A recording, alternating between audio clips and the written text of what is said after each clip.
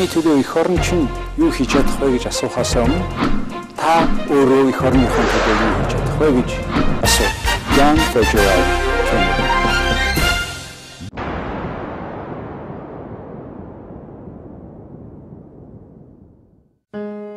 Бямб сайхан. Монгол улсдаа тэргүүлэх хөрөнгө оруулалтын компани Newcom Group-т эрчим хүчний болон дэд бүтцийн хөрөнгө оруулалтын асуудал эрхэлсэн захирлаар ажилладаг. Мөн Монголын анхны 50 MV-гийн салхин цахилгаан станцыг барьж буй Европын хөгжил сэргээн босголтын банкны хөрөнгө оруулалтын Clean Energy компаниг гүйцэтгэх захирлаар ажиллаж байна.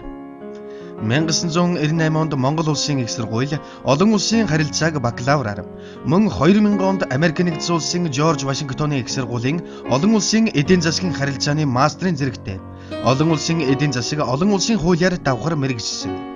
2001 оноос хойш олон улсын хөгжлийн нийгэмлэг Вашингтонд салбарын гишүүн, 2002-оос 2005 онд Хойд Америк Монголын бизнесийн зөвлөлийн санал өгөх хэрэгтэй гишүүн, 2003 оноос хойш Америк нэгдсэн улсын зориг сангийн төлөөлөн удирдах зөвлөлийн гишүүн. Тэрээр 2005 онд Сингапурт болсон Дэлхийн эдийн засгийн форумд оролцсон. Англи, орос хэлтэй. Таны төлөө эх орон чинь юу хийж чадах вэ гэж асуухаас өмнө та өөрөө эх орныхон төлөө юу хийж чадах вэ гэж асуу. Jan Federal.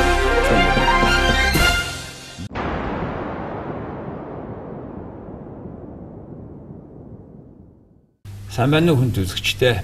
Өнөөдөр манай de facto нэвтрүүлгийн зочноор Баян жаргалын Бямб сайхан орж байна. Сайн байна уу? Сайн байна уу та? За та Clean Energy компаниг үүсгэх хэрэг. Энэ тухайг сони энергийн тухай хуулиа зөндөө ярина. Эхлээд тавчхан өөрийнхөө сургууль хаана төгссөн, хаана амьдарч юу хийжсэн тухай тавчхан танилцуулахгүй юу? За. Тэгэхээр би анх 10 жилээ бол одоо Монголд сурч байгаад тэгээд одоо 90 оноос 93 оны хооронд бас манай аав ээж Нью-Йорк томилтоор ажиллаж байсан. Тэр хугацаанд бол одоо Нью-Йоркийн дунд сургуулиуд сурч байсан. Тэгээд дараа нь 94 оноос би Монгол Улсын их сургуулийн олон улсын харилцааны дээд сургууль гэж байсан. Тэр сургуульд одоо ороод 98 онд төгсөөд тэгээд Жорж Вашингтоны их сургууль гэж байгаа. Вашингтон хотод байдаг. Америк нэгдсэн улсын тэнд олон улсын харилцааны чиглэлээр одоо магистрийнхаа зэрэг 2000 онд хамгаалаад тэгээд одоо тэрний дараа бол Америкт 6 жил ажиллаад тэгээд мөн 2004 оноос хойш Азийн хөгжлийн банкнд 7 жил эрчим хүчний салбарт ажиллаж байгаад тэгээд энэ өнгөрсөн онд 1910 онд Монголд иргэн ирээд одоо Clean Energy компани гэж байгаа. Энэ бол Монголд одоо сэргээгдэх эрчим хүчний одоо эрчим хүчээр одоо үйл ажиллагаа явуулдаг. Одоо гадаадын хөрөнгө оруулалттай анхны компани байгаа. Энэ компани одоо гүйцэтгэх захирлаар ажиллаж байгаа. За таны 15-6 жил нийт гадаадд байсан. 8 жил Азийн хөгжлийн банкнд эрчим хүчтэй холбоотой томоохон төсвүүдийг хариуцж ажиллаж исэн байна. Түүний дотор Узбекистан, Пакистан энэ улсуудад маш том хөрөнгө босгож өгсөн байна. Тэгээд яагаад Монгол руу буцаж ирв? За маш товчноор хэлэх юм бол одоо хүний газар би цахилгаан станц одоо нэлээд хэдийг барихад одоо өөрийнхөө хүч хөдөлмөрийг зарцууллаа. Тэгээ өнөөдөр манай Монгол улсын эдийн засаг бол маш их одоо хурдцтай хөгжиж эхэлж байна. Тэгээд эрчим хүчний салбар бол эдийн засгийн одоо гол тулгуур салбар. Тэгээд Монголд бол одоо эрчим хүчний хомсдол одоо бий болоход бол тун ойр байна. Тэгээд хүний газар одоо цахилгаан станц барьж ирснээс өөрийнхөө бус нутагт төрсэн газараа ирээд цахилгаан станц барья гэсэн тийм хүслээ одоо үргэлжлэн ирсэн. Монголд хамгийн их хэрэгтэй юмнуудын олон юмнуудын нэг нь хамгийн чухал нь цахилгаан эрчим хүч байна тий. Цахилгаан эрчим хүчийг байгуулна гэдэг бид нар чинь нөгөө PPP гэдэг хувийн хөвшил төрийн хамтын ажиллагааны хэлбэр гэснийг сонгоод ийм хууль журам гаргаад эхэллээ шүү дээ. Явцсан хууль гарцсан байгаа. Тэгээ одоо таны ойлгож байгаагаар Монгол улсад нэмэгдэл одоо хичнээн хэмжээний цахилгааны хэмжээний чадвар байдгийг.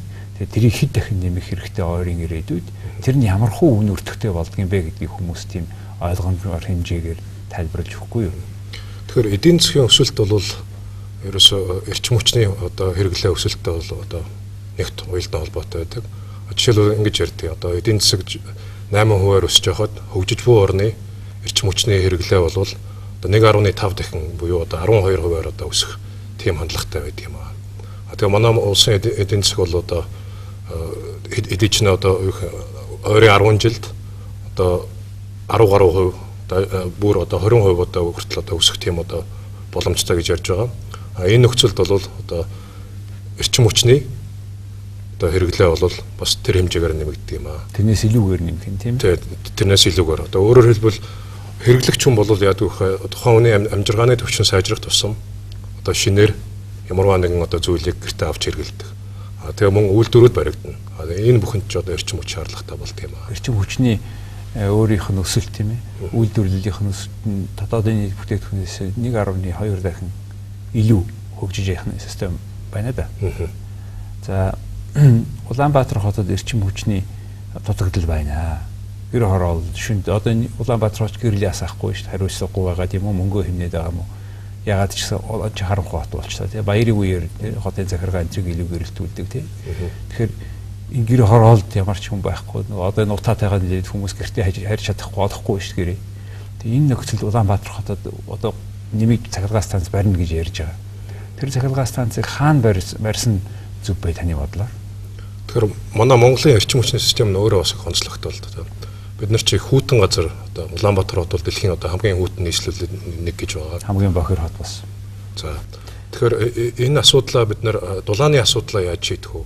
Энүүнтэй холбоотой эрчим хүчнийхээ одоо шинэ их үүсвэрийг одоо яаж хаана байрлуулах вэ гэдэг л асуудал байна. Тэгэхээр эдийн засгийн хувьд, санхүүгийн хувьд хамгийн үр ашигтай, хамгийн одоо өндөр үр ашигтай ажиллах тийм технологиг сонгож аваад тэгээд тэрийг одоо хаана байрлуулах вэ гэдэг бол дараа нь шийдэх тийм асуудал байна. Энэ тухай таны хамгийн сүүлд мэдсэн юм юу вэ? Улаасаад барина гэд нэг ярьсан. Багнуурт барина гэж ярьсан. Хаана бариул ерөн дээр вэ таны бодлоор? Тэгэхээр Азийн хөгжлийн банкнаас Монгол Улсын засгийн газарт одоо боцлогоо тусламжаар энэ 5 дугаар их үүсвэрийн техник эдийн засгийн судалгааг бол одоо үндслийг гаргаж өгч байгаа. Тэгээд энэний хүрээнд бол одоо зөвлөх компани энэ тодорхой судалгааг хийж байгаа. Тэгээд 2-3 одоо тийм вариантыг бол судалж байгаа юм байна. Нэг нь бол одоо Улаастад барих таны хийсэн, нэг нь бол одоо энэ 3 дугаар цахилгаан станц байна. Энийг одоо өргөтгөхөд тэгээд мөн энэ суурин дээр нь шинэ одоо орчин үеийн технологиор барьсан илүү одоо цэвэрхэн, илүү хүчин чадалтай тийм станцыг барих тийм төсөл явагдаж байгаа юм байна. За жишээлбэл 3-ын оронд ч барьсан. Ер нь 3 оронд барьвал тэр нөө одоо 3-ын тэр гаргаад байгаа утааг басгах гэсэн үг шүү дээ. Тэр шинэ технологи гэж яриад байна. Тэр Солонгосын тэр чинь нүүрсээр ажиллаж байгаа цахилгаан станц бүртлөө утаан цагаан юм байл. Тэгээ осхол технологийн хувьд ямар өөрчлөлт үнэхээр хар утаа гарахгүй гэсэн тийм юм бий болцсон уу юу? Тэгэхээр янз янзын одоо нүүрсний одоо яаж илүү үр ашигтай ашиглах уу гэдэг л асуудал байгаа шүү дээ. Тэрүүн дээр бол одоо дэлхийд дахинд бол шинэ технологи ялангуяа сүүлийн 15 жил бол одоо нэлээд урдцтай нэгдүгээр судалгааны явагдаж байна, хоёрдугаарт бол одоо яг хэрэглээнд одоо хийж байна л та. Тэгээд нүүрсний хувьд бол одоо илүү өндөр үр ашигтай ажилладаг тийм станцууд бол одоо манай хөрш хятад улсад бас сүүлийн үед нэлээд одоо барьж байгаа. Тэгэхээр хар утаа гарах уу юу? Хар утаа тэр бол одоо тухайн нүүрсний ямар одоо технологи шатааж байна, ямар технологиор цэвэрлж байна тэрүүнтэй л холбоотой. Одоо тэр Азийн хөгжлийн банкны судалгаан дотор чинь багнуурын нүүрсийг шатаахтаа утаагүй гарах тэр технологиг тооцоогүй юу? Тооцно. Одоо техник эдийн засгийн үндслийг одоо яаж гаргадаг вэ гэхээр цахилгаан станцын одоо бүх байгаль орчны асуудлыг хамгийн нэмтрүүнд тавьдаг. Тэгээд дараа нь одоо эдийн засаг санхүүгийнхаа одоо асуудлыг гаргаж ирснээр хамгийн одоо зөв зохистой модель буюу одоо тухайн технологиг одоо сонгон шалгаруулдаг юм аа л гэсэн. Орд газрын нүүрс болгоны чанар, хим, физикийн чанар өөр учраас тэрний тохируулсан судалгаа гэсэн үг. Тэрийг бол одоо түлшний ямар одоо нөхцөл байна? Тэрийг бол судлаа шүү дээ. Тэрэн дээрээ үндэслэж бас одоо тэр түлшин таарсан ямар технологи байгааг сонгоо. Утаагүй хар утаагүй гарна гэж бодъё нэгдүгээр. Тэгээд хотод дотроо байгуулна гэдэг бол тэр ийм нүүрсээр ажилладаг цахилгаан станцын халаалтаас тий тэр их усыг халаалтанд ашиглах боломж хүрдгээ гэж байгаа учраас хоттой барина гэж манай удирдлага яриад байгаа. Энэ тийм үгүй. Тэгэхээр та нэг юм ажигсан уу? Одоо ингээд 3 дугаар цахилгаан станц, 4 дугаар цахилгаан станц яг оргил ачааллын үед ажиллаж байгаа тийм. Тэгээд ажиллаж байгаа тэр үед нь харах юм бол яг утаа нь хаашаагаа явж байгаа та нэг ажиглаад үзээрэй. Тэр хоёр бол яндан одоо маш өндөрт байрлаж байгаа шүү дээ. Одоо 4-р цахилгаан станцын яндан бол одоо Монголд хамгийн өндөр одоо байгууламж байгаа байхгүй. Тэгээд тэр утаа бол одоо салхинда ягаад богдуулынхаа нэлээд хойшоо гарч одоо цаашаа тийм. Одоо нэг талаар бол одоо урагшаа гаргаж хаягддаг юм байна. Тэгэхээр энэ бол яг одоо хотын энэ агаарын бохирдолд бол хэр нөлөөтэй энэ том цахилгаан станцууд ч бас нөлөөний хувьд бол тооцоог нь хийхдээ анханасаа л одоо энэ байгаль орчныхаа нэг хаягдлын асуудлыг тооцож хийдэг учраас бол бас яг буруутгаад байх зөв биш юм. За тийм байж. Улаанбаатар хотын цахилгаан хангамжийн хувьд. За одоо энэ манай өмнөний говьд 2-3 том цахилгаан станц баригдах гэж байна. Цахилгаан станцыг цахилгаан станцаа барихын тулд цахилгаан станц хэрэгтэй. Цахилгаан хэрэгтэй. Тийм учраас бид урдаас авнаа гэж айлынхаа урдаас авах гэж байна. Тийм авж байгаа баг. Тэгээд энэ урд чинь одоо энэ Ухаан хотог дээр бас цахилгаан станц барьж байна тий. Энэ яванд хэдэн цахилгаан станц бий болох юм? Тэгээд тэр нөгөө төвлөрсөн интеграц систем руугаа яаж орох юм? Таны бодлоор уу? Тэгэхээр яг түрүүний хэлсэн одоо үйлдвэрлэл хөгжих тусам эрчим хүчний хэрэглээ бол нэмэгдэнэ. Тэгэхээр одоо бид нэр энэ их бүтээн байгуулалтыг хийх гэж байгаа юм чинь тухайн одоо бүтээн байгуулалтыг одоо эрчим хүчээр хангах шаардлагатай болно. Тэгээд ойрын хугацаанд ямар одоо шийдэл байна гэвэл хэрвээ одоо импортер цахилгаан аваад тухайн одоо үйлдвэрийг хангах юм бол тэр аргыг л одоо хэрэглэе. Гэхдээ одоо тогтвортой урт хугацаанд бид нар одоо энэ эрчим хүчнийхээ их үүсвэрүүдийг ямар одоо ямар түлшээр тий ямар технологиор одоо хийж байрлуулж ашиглах вэ гэдгийг бол одоо сайн тооцож хийх хэрэгтэй байна. Тэгэхээр тэр утгаараа бид өмнөний говьд барьж байгаа цахилгаан станцууд чинь хятад руу манай бүтээгдэхүүнийг гаргахад л туслана үхээс биш над Монгол хүмүүсийн хэрэгцээ рүү яаж наашаага төвлөрсөн юм руу холбогдох тэр талаар ямар бодлого байдаг юм болов? Тэгэхээр манай одоо эрчим хүчний салбарын энэ хөгжлийн одоо бодлого байна. Тэгээд энийг бол одоо нэг яралтай бас энэ мастер төлөвлөгөө гэж байгаа л да. Тэрийг бол шинжлэх цаг нь ус юм аа. Тэгэхээр миний өмнө ажиллаж исэн улс орнууд энэ бол бас ажиллагддаг да. Одоо ингээд мастер төлөвлөгөөгөө хийгээд тэрнийхээ дагуу ингээд ажиллаж байсан чинь эдийн засаг нь илүү хурдан хөгжөөд тэрнийхээ одоо дагаад одоо бас эрчим хүчний хэрэглээ нь тооцооноосоо илүү хурдан өсөж байгаа байхгүй. Монгол улсад бол яг л одоо тийм байдал болж байна. Анх одоо ингээд 2000 онд мастер төлөвлөгөөг одоо боловсруулад тухайн үед одоо эрэлт хэрэг авах уу гэдгийг бол тооцоолсон. Өнөөдөр бодит байдал дээр бол 2010 онд тэрнээс хамаагүй илүү даваа явцсан байгаа. Тэгэхээр энийг одоо шинжлэх шаардлагатай юм аа. Энэ шинжсэний дараа бол одоо бодлогоор тухайн одоо эрчим хүчний салбарын аюулгүй байдлыг яаж хангах вэ гэдэг одоо асуудлыг одоо шийднэ. Тэгээд тэгсний дараа бол яг тодорхой төслүүдийн санхүүжүүлэх мөн барьж явахт нь хувийн хвшлийг оролцуулах бол нэг одоо яралтай бөгөөд шаардлагатай байгаа юм. За тэгэхээр Улаанбаатар хотод одоо байгаа чадвахаас тийм чадвараас нь одоо илүү ахаад нэг тийм илүү хэрэгтэй юм байна. Өмнөний говьд ахаад нэг 2 тийм хэрэгтэй байна гэж ойлгоо. Гэтэл манай улс ингээд нүүрсээр цахилгаан станц цахилгаанаа гарганаа гэд ийм замыг сонгоо явж исэн чинь таны компани салхиар цахилгаан эрчим хүч гарганаа гэд түрүү та ярьсан Голландын нэг компани EBRD Европын хөгжлийн банктай нийлээд ийм хамтарсан цэвэр Clean Energy гэсэн компани байгуулаад явж байгаа. Энэ тухайгаа ярьж өгөөч. Яагаад энийг байгуулсан? Ямар төвшөнд явж байна? Тэгэхээр өнөөдөр Монголд нүүрснээс гадна эрчим хүчний асар их өөр нэг нөөц байна. Тэрний юу гэхээр салхи. Монголын одоо газар нутгийн 100% нь одоо асар их салхитай байгаа.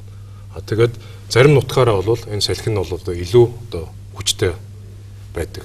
Ялангуяа одоо говь нутгаар байна. Тэгээ мөн одоо манай Дорнод Сүхбаатарын одоо зарим нэг хэсэг байна. Тэгээ Улаанбаатар хот ч гэсэн одоо салхитай газар бол их байна л да.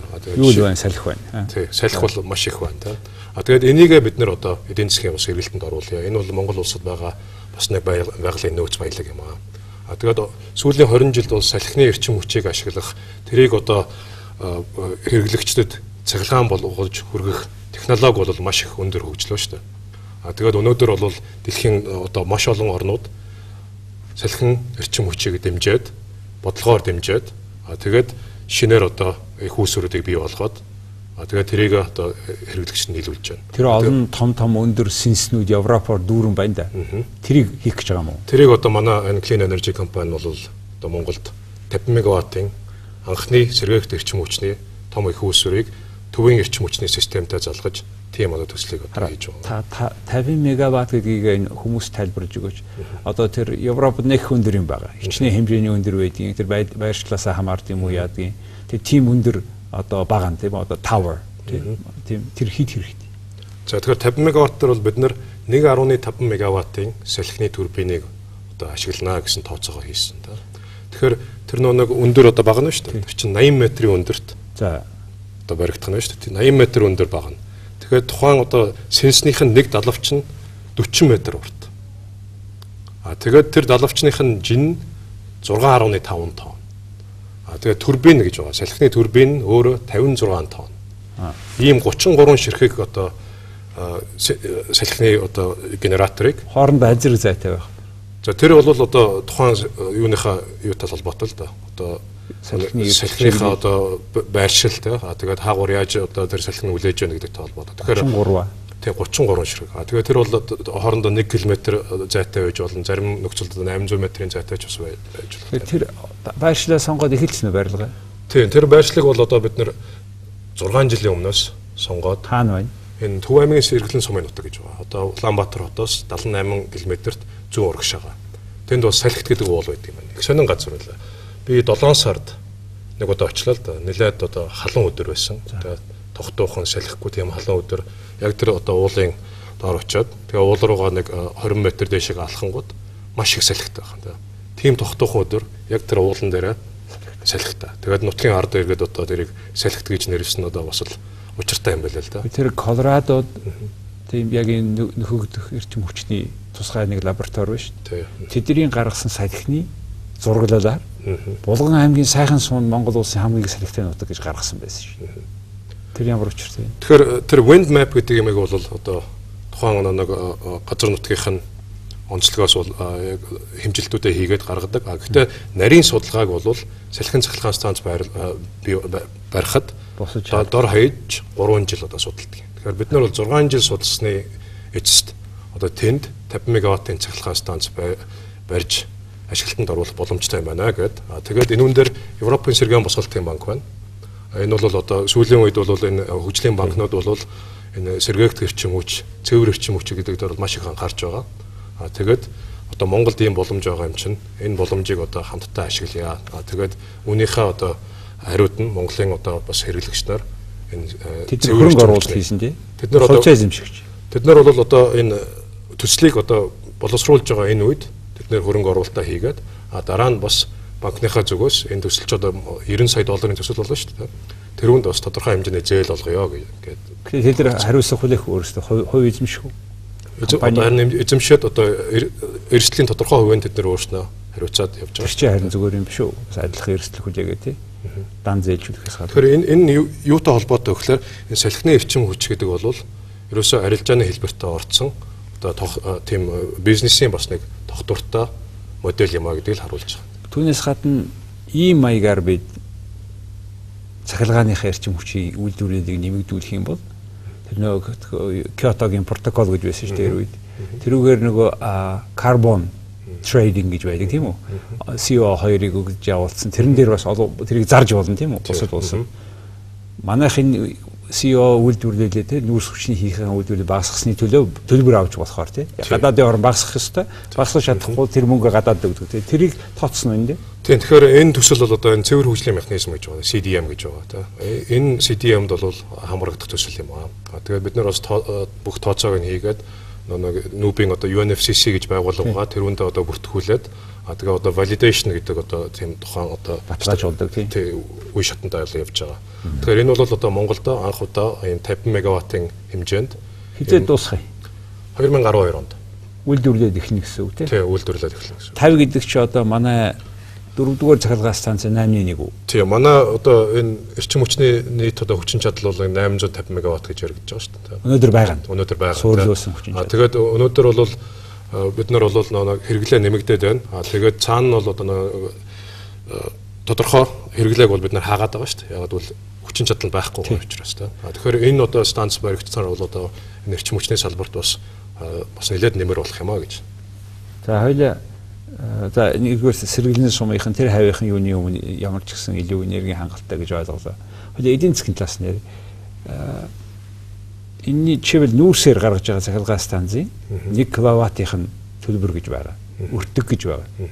Тэгэхээр манай Монгол улсын өртөг нь төлбөрөөсөө өндөр байгаа. Тэрийг завсараас нь татвар төлөгчдийн мөнгөөр тийм ээ субсиди юу татаас хийж байгаа. Энэ таны салхины эрчим хүчтэй тэр эдийн засгийн төвшин ямар вэ? Тийм. Тэгэхээр өнөөдөр одоо энэ талаар маш их яригдж байна л да. Ялангуяа одоо эрчим хүчний салбарын одоо хөгжил цаашдын одоо зорилт гэдэг ярих юм бол энэ тарифын асуудал бол зайлшгүй одоо сөгдөж байгаа. Тэгээд эрчим хүчний зохицуулах газраас хийсэн судалгаа байдаг юм байна. Монголд бол одоо өртгөө нөхөх гэж байгаа cost recovery гэж тэр төвшин бол 115 төгрөгөө. Тэр нь одоо ойролцоогоо 8 цент гаруй тий. Өнөөдөр бол бид нэр 79 төгрөг 80 мөнгө гэдэг тэргээр одоо 115 төгрөгөөр үйлдвэрсэн юм байгаа. За 79 төгрөг 80 мөнгөөр борлуулж шít. 26 мөнгөөр доогоор борлуулж байна тий. 200 төгрөгөөр тий. Тий. Тий. 26 төгрөгөөр доогоор борлуулж. Тэгэхээр манай сэргээгт эрчим хүчний хууль гэж бол одоо баталсан 2007 онд. Тэгээ сэргээгт эрчим хүчний хуулиндаа бол Монгол улс бол энэ сэргээгт эрчим хүчний их үүсвэрийг одоо яаж одоо бий болгох вэ? Тэгээ мөн тодорхой зорилтууд тавьсан байгаа. 2020 он гэхэд одоо манай эрчим хүчний салбарын 20% нь бол одоо сэргээгт эрчим хүчнээс одоо хангагдана гэсэн тийм зорилт тавьсан байгаа. Тэгээд энэ үн дээр одоо энэ хувийн хвшлийг одоо дэмжих үүднээс хуулийн дээр тодорхой бас инсентивийг одоо бүрдүүлж тэгээ 8-аас 9.5 центийн хооронд сэргээгт эрчим хүчний их үүсвэрээс гарсан цахилгааныг төвийн эрчим хүчинд системд худалдаж авна гэсэн тийм одоо зохицуултыг хийсэн байна. 8-аас 9.5. Хичнээн төгрөгийн түвшинд таадаад чинь байх ёстой гэж. Ямар утгаараа? Төгрөгөөр бид 115-ийн 69-ээр зарж байгаа шүү дээ. Тийм 79-ээр зарж байгаа. 79-ээр зарж байгаа. Тэгэхээр энэ дээр хэд баявал гинэ? Одоо энэ дээр бол одоо нэг 120 орчим төгрөг байна да. Тэгэх юм бол одоо 120 төгрөгөөр сэргээгт эрчим хүчнээс гарсан тийм цахилгаанаа худалдаж авъя гэсэн тийм одоо хуулийн зохицуулт байна. Тэгэхээр энэ бол одоо төрийн зүгээс үзүүлж байгаа тодорхой нэг одоо инсентив механизм. Нүүрснээс гарч байгаас 5 төгрөгөөр үнэтэй байх нэ дээ. Өнөөдрийн үнэлгээгээр бол 115 нэмэх 120 гэж байгаа бол тийм үү? За 5 төгрөг. Тэгэхээр юу тэр нэг зөвхөн орон болгон ч өөрийн тийм сэргээгт эрчим хүчнийг дэмжих хуультай юм байлээ тийм ээ. Хятад бас тийм тодорхой 2-3% нь хүргэх зорилго тавьсан гэж ажиллаж явах шиг байна тийм. Ингэснээрээ ер нь та яванда Монгол улсын энэ танахаас гадна энэ эрчим хүчтэй энэ нартай бас холбогдоод хуулийн хосолсон энэ төргээд энэ ер нь хэдэн хувьд байх бодлоготой болоо Монгол. Тэгэхээр хэрэглээнийхээ нийт хэрэглээний одоо 20-25% хүргэнэ гэсэн тийм одоо бодлогын хэмжээний зорилт бол байгаа. Монгол улсад байгаа. Монгол улсад байгаа тийм. Мянганы хөгжлийн зорилт дүү? Үгүй одоо эрчим хүчнийхэн салбарын одоо хөгжлийн бодлого байна тийм. Тэгэхээр энийг бол одоо хийх боломж Монгол улсад байна уу? Түрүү хэлсэн одоо салхины нөөц бол одоо маш их байна. Тэгээ манай Монгол бас нарны эрчим хүчийг ашиглах боломж бол асар их байгаа. Тэрийг одоо технологи нь одоо сайжраад ирэх тусам бид нэр том урын нарны эрчим хүчийг ашиглах тийм станц бол байгуулж болно шүү дээ. Тэгээ мөн одоо салхины ус байна. Усан цахилгаан станцыг Монголд одоо бас яаж тийм тогтвортой маягаар нэвтрүүлж болох вэ гэсэн тийм одоо технологиг бас хайж болно. За тэгэхээр энэ бүхнийг ингээ хийхэд энэ бүхний чинь цаана одоо улс орны аюулгүй байдал түүний дотор эрчим хүчний аюулгүй байдал гэдэг үгтэй холбоотой яриад шүү дээ. Энэ ер нь юу гэсэн үг юм бэ? Аюулгүй байдал тэгээ эрчим хүчний аюулгүй байдал гэдэг. Тэгэхээр улс орны өрсөлдөх чадвартай эрчим хүчний аюулгүй байдал гэдэг бол нягт холбоотой юм аа. Тэгэхээр өнөөдөр бол бид нэр эрчим хүчний аюулгүй байдлыг хангаагүй байж тэгээд дараагийн одоо энэ том хөгжлийн байгуулалтууд өсөлт эдийн засгийн одоо энэ шинжилтийг яаж хийх вэ гэдэг та бодоод үзтээ. Гэрэл цахилгаан байхгүй бол манай улс орн яаж хөгжих вэ? Ерөөсөө л ийм асуудал байна. Тэгээд бидний одоо гол зорилго бол энэ одоо процессд нь хувийн хвшлийн зүгээс тодорхой нэгэн шийдлийг олоод тэрийг одоо гаргаж тавья. Тэгээ тэрийг өөрөө дамжуулж нэгдүгээрт бид нэр өөрснөө бизнесийн байгууллага бол одоо ашигаа олно. Гол юм нь бол одоо эдийн засгийн өсөлтийг дэмжиж одоо хэрэглэгчд хэрэгтэй тэр тухайн цахилгаан эрчим хүчийг хөрвүүлж өгөө гэсэн тийм. Тэгэхээр улс орны аюулгүй байдал бол энергийн эрчим хүчний аюулгүй байдлаас эхэлдэг гэж та хэлж байна. Та тэр Узбекистанд их том цахилгаан станц байгуулах тэр төслийг удирдсан байлээ. Пакистанд бас тийм ажил хийсэн байлээ. Тийм залуу хүний хувьд бол бас Монгол хүн очиод дэлхийн хэмжээний тийм том төслийг санхүүжүүлэх ажлыг зохион байгуулаад тийм хэмжээний хамгийн гол мөнгө босгосон тийм туршлага танд байна. Тэгээ эндээс ингээ харж яхад бид одоо харьцуулаад үзтээ Узбекистаныг Монголд мэдээж их хэмжээний эдийн засгийн хэмжээгээр өөр учраас өөр л байна. Ерөнхийдөө та энийг харьцуулаад үзэхэд бид нарт одоо юу нь болж байна, юу нь болохгүй байна. Тэгэхээр өнөөдөр Монгол улсад бол одоо боломж бол маш их байгаа тийм. Байгалийн нөөц байна. Салхиных нь нөөц байна, нүүрсийнх нь нөөц байна. Энэ үн дээрээ түшиглээд бид нар одоо хамгийн дэвшилтэй технологиг аваад хэрэглээд тэгээд тэрийг одоо станц болгож бариад ашиглах тийм боломж бол байна. Гэхдээ цаг хугацаа бол одоо бид нэр хүлээхгүй шүү дээ. Одоо өнөөдөр асар их хурдтай өсөж байгаа манай эдийн засаг чинь 1 мегаватт ч гэсэн одоо их хэрэгтэй үед цаг алдалгүй байх нь хамгийн чухал юм. Тэгэхээр өөр одоо ингээд хүчтэй ууранд ажиллаж байхад бол бас яг адилхан одоо бэрхшээл тулгарсан байдаг. 5 жилийн өмнөөс за өнөөдөр одоо 2 жилийн дараа та нарт ингээд эрчим хүчний систем чи хомсдол бий болно шүү гэхэд өнөөдөр одоо цахилгаан станцаа барьж эхлэе. Ингээд хүмүүс яриад байдаг. 5 жилийн дараа тэр ажил нь хийгдээгүй байдаг. Тэгээд тэрний юу болдог гэхлээр тог тасардаг. Тог тасархаад их чинь эдийн засаг одоо нийгмийн одоо айгүй том асуудал болж үүсдэг. Тэгээд дээр нь одоо тарифын асуудал байна. Нэг үйлчлэгээ сайжруулахгүй ажиж тарифын нэмж болдгоо. Тарифын нэмэхгүй болохоор нөгөө тухайн салбарын одоо санхүүгийн байдал нь одоо уламд орддог. Янз бүрийн одоо төвшөнтэй өөр үүсдэг. Тэгээ энийгээ шийдэж чаддгүй. Тийм учраас нэг улс орны ядуу байгаад байдаг. Тий. Тэгээд яг өрсөлдөх чадвар ч одоо энүүтэй маш их одоо уялдаатай болж байгаа шүү дээ. Тэгэхээр за яг энийг үргэлжлүүлээд ярихад өнөөдөр цахилгаан яг энэ үнийг ингэж татаас хийж байгаа учраас энэ уурхайнууд чинь одоо ашиггүй байна гэдээ яваад шүү дээ. Бид нэр одоо зардлаас нь хөж чадахгүй байна гэдэг. Тэгээ тэд энэ бүхний үндснийг хэлэхээ аль зэрэг одоо ингэж тасартлаа удаан твчих юм бэ. Чи одоо ингэж жил болгол ингэж татагдаад байгаа гэдэг байгаа. Тэгэхээр сая өнгөрсөн онд их хурлаас нэг эрчим хүчний салбарын хөгжлийн бас нэг баримтчиг бол одоо тогтоолгон батлагдсан. Энэ үн дээр бол маш тодорхой хэлсэн байгаа. 2013 он гэхэд эрчим хүчний салбарын үнийг чөлөөлөөд зах зээлийн горомонд оруулна гэсэн тийм одоо заалт орсон байгаа. Энэ 2013 он гэхэд. Тэгэхээр тэр хүртэл бол эрчим хүчний үнийг бас тодорхой үе шаттайгаар нэмнэ.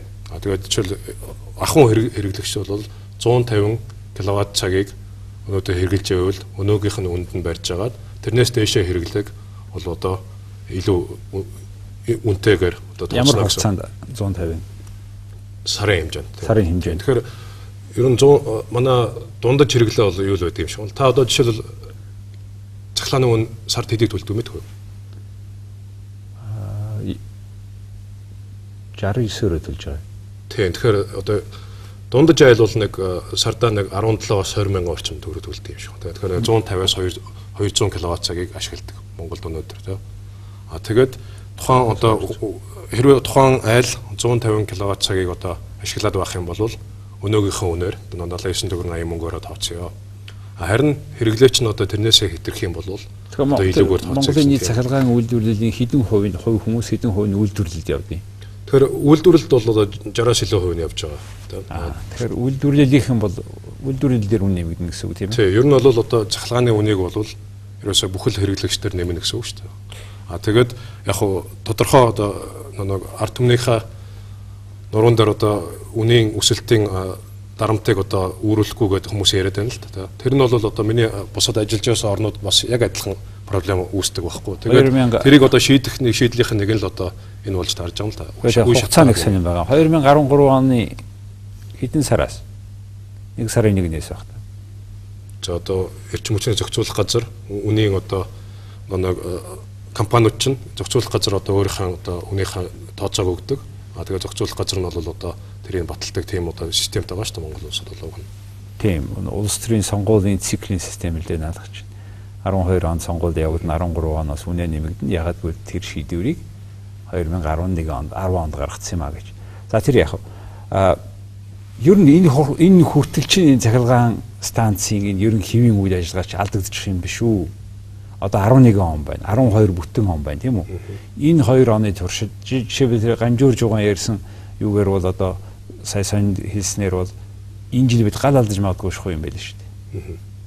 Тэгэхээр одоо яаж зохицуулах болж хэрвээ бид тэгэхээр би энэ үйл одоо нэрчим хүчний салбарын хүмүүстэй ингээд өдөр тутам ажиллаж байна л да. Тэгэхээр тэр хүмүүстэй ингээд ярилцсны одоо үндсэн дээр би нэг юм хийсэн. Гэртээ би нэг хийгээр ажилдаг одоо плетик авч тавьсан. Юмыг яаж мэдтгүү? Тог тасрах юм бол би ямар ч байсан гэртээ хоолоо хийгээд ич боломжтой гэсэн тийм үднээс. Тэгэхээр үнэхээр одоо салбар хүнд байдалд байна уу? Ингээд хүмүүсээс асуух юм бол байгаа. Учир нь гэвэл манай хэрэглээ нэмэгдээд тэрүүндээ одоо нэг тухайн хүчин чадал байгаа шүү дээ. Тэрнээс одоо илүү гарчих юм бол бид нар тоггүй суух тийм л аюултай байж байгаа. Тэгээд түрүүн хэлсэн эрчим хүчний нэг аюулгүй байдал гэдэг байна. Бид нар одоо Орос улсаас цахилгаан импортлдог. Тэгээд тэр бол нэг одоо шугамар дамжиж явж байгаа 220 кВт-ийн шугам. Жишээл тэр шугамдаар одоо ямар нэгэн асуудал гарах юм уу?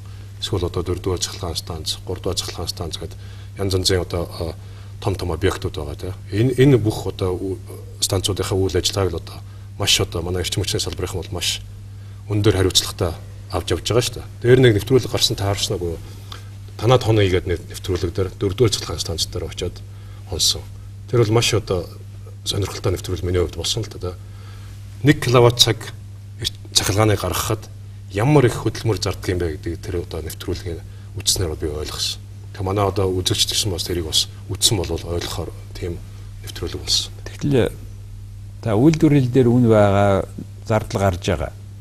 Гэтэл цахилгаан станцууд бас юун дээр гомдол гаргаж байна гэхээр үйлдвэрлсэн юм аа нөгөө түгээдэг системд өгдөг. Түгээдэг систем бол маш их мөнгө нэмэж үнийг өндөр болгож зарж ийна гэсэн ийм гомдол гарч ирлээ. Энэ тех ёстой юм уу? Ямар хэмжээнд тэр байх ёстой юм бэ? Эсвэл харилцан хамааралтай пропорционалны байх ёстой юм уу? Тэгэхээр түрүүн ярьсан өртгөө нөхөх гэж ярьж байгаа шүү дээ. Тэгэхээр одоо 1 кВт цагийг үйлдвэрлээд тэгээд одоо хэрэглэгчдээ хүргэх чинь тодорхой нэг зардал гарна да. Тэрийг одоо үйлдвэрлэлийн явцад одоо юу гэдэг 43 төгрөг тийм. Тэгээд дамжуулах түгээхэд одоо 48 төгрөг гардаг. Нийлээд одоо 79 төгрөгөөр ингээд зарж ийн гэж шүү дээ. Тэгэхээр бол тодорхой юунд шатанд нь өртөг гарна. Тэрийг одоо нөхсөн нөхцөлд бол одоо тухайн байгууллага чинь илүү ашигтай ажиллаж байна. Гэхдээ энэ бусад оронд яад юм бэ? Цахилгааныг үйлдвэрлэх гэж нэг юм байна тийм үү? За гаргаад өглөө. Тэгээ цахилгаан станцын хаалганаас гараад тэр шугамаар ормогцоод түгээх сүлжээнд орж ийнэ да. Тийм, дамжуулах шугамаар дамжаад тэгээд түгээх одоо юунд орж байгаа шүү дээ. Тэгэхээр Generation, Transmission, Distribution гэж байна. Энэ нөгөө чив харилцаа холбоо шиг нөгөө сүлжээнд тусдаа бий болгохын тусдаа тийм байна уу цахилгаан дээр? Одоо тэгэхээр 2001 онд манай энэ эрчим хүчний системийг одоо реформинг одоо том суурьуд бол тавигдсан шүү дээ. Эрчим хүчний одоо хууль батлагдсан. Тэрнийхээ хүрээнд бол одоо энэ нэг системийнхаа юг одоо хуваасан тийм бүтцийн өөрчлөлтүүдийг хийсэн. Гэхдээ тэр өөрчлөлтүүдийг өнөөдөр юунд нь хүргээгүй гэхээр нэг анх зорж байсан зорилтонд нь хүргээгүйгээр орхигдсон байна. Тэгээд тэр зорилт нь юу гэхээр ерөөсөл энэ системийн одоо үйл ажиллагааг өөр ашигын одоо дэвшлүүлнэ, менежментийн сайжруулна гэсэн тийм зорилго байсан. Тэгэхээр өнөөдөр бол одоо тэрлэгөө явах одоо шаардлагатай болж байна. Үгүй бол өнөөгийнхээ төвшөнд алдагдал нь одоо ингээл их тэгээд техник шинжилгээ хийж байгаа. Гол дутуу хийсэн юм уу? Тэгэхээр одоо нэгдүгээр тарифын асуудлыг бол одоо тухайн үедээ бодсонд одоо шинжилж чадаагүй.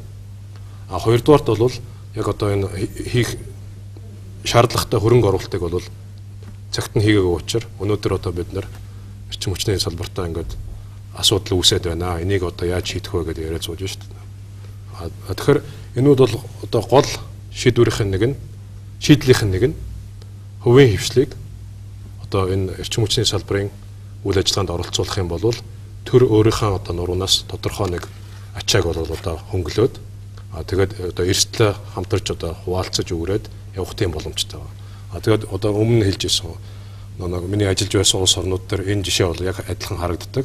Тэгээд зарим улс орнууд бол энийг бол төрүүлээд хийцэн байдаг. Зарим нь бол одоо араас нь явж байдаг. Монгол улс бол яг одоо араас нь явж байгаа улсуудын нэг юм аа. Манай тэр түгээх системийг хувь цайд компани тэр болгоцсон талаа байна уу?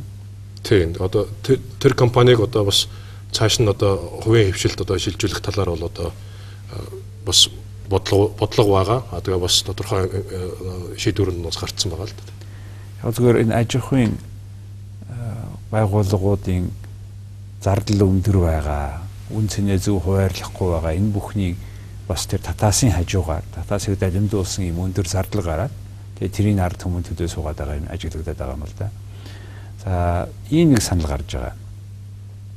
Гэр хорооллын хүмүүсийг ялангуяа Улаанбаатар хотын гэр хороолд байгаа хүмүүсийг шүнийх нь ер нь цахилгааных нь хэрэгцээг үнгүй болгочихвол юу төлбөр авахгүйгээр бөөнөр нь хариуцаа тэгээд халаалтын зориултаар ашиглаж байгаа цахилгааны энерги